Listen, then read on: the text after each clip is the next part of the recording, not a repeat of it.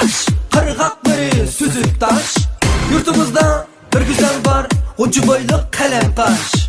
Bir görüşke kuşlar buldum, kuşu içim kattı baş. Her birisi dert tüktü, meni çakkaş çıkılgaç.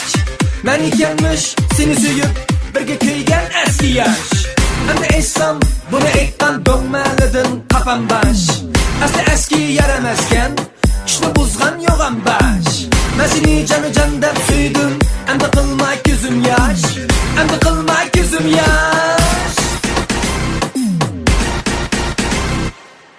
Sözüngdün örgüley, özüngdün örgüley.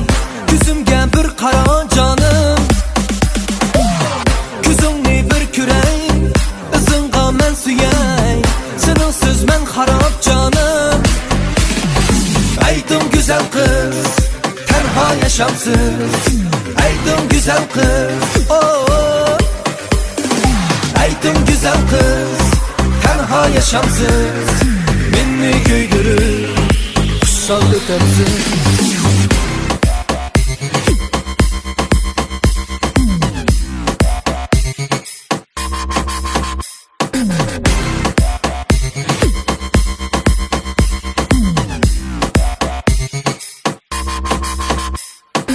Aydım güzel kız, tenha yaşamsız. Meni köydürür, kuşsal ötemsiz. Aydım güzel kız, tenha yaşamsız. Meni köydürür, kuşsal ötemsiz. Aydım güzel kız, tenha yaşamsız. Meni köydürür, kuşsal ötemsiz. Aydım güzel kız.